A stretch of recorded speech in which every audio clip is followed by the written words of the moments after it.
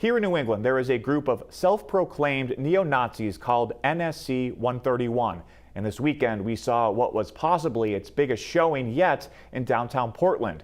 The event led to a physical altercation. News Center Maine's Jack Molma joins us in studio with more on this group and reaction from witnesses. Hey, Jack. Hey, Sam. Well, in total, there are around 20 members of NSC 131 members that walked from Monument Square to Nickelodeon Cinemas and ended up at City Hall. You can see right here behind me. They would shout at counter-protesters, calling them homophobic and racist slurs. Now, we still have not heard a response from the city of Portland about this showing, and this also wasn't the first time the group has been seen in Maine or New England. In fact, its current leaders are currently facing civil charges by the New Hampshire Attorney General's office.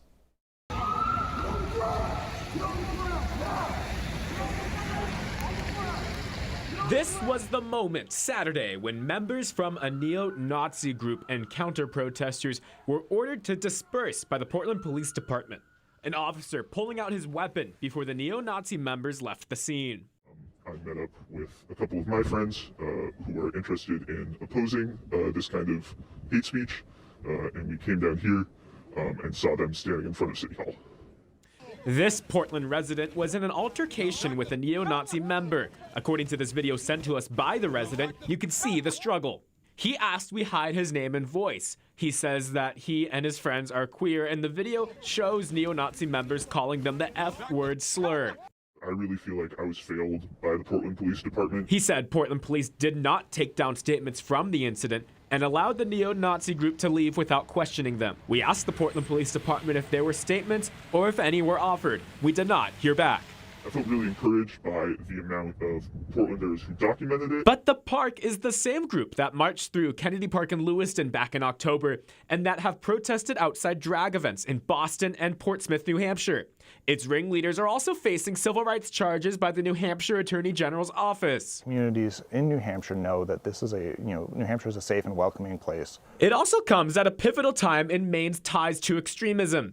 Newly released data from this year shows 2022 saw the second highest hate crimes in the state in a decade, with the highest ratio impacting Black and African American people. Why don't you take the mask off? And Brandon All, who is a musical artist and radio personality on 104.7, recorded NSC 131 and says they called him racial slurs, including the N-word.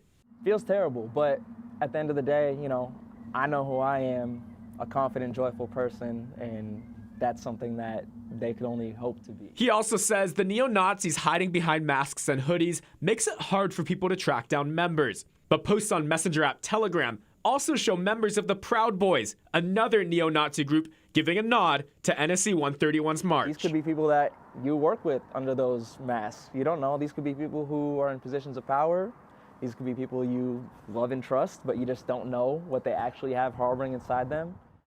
We also had a range of other questions we wanted to ask the Portland Police Department, but they did not get back to us today. But they did send a statement yesterday where they said they were following the neo-Nazi group the entire time. Now, we also asked the city of Portland for a response to the Nazi group making a showing here in Maine's largest city. And again, we did not hear back yesterday or today.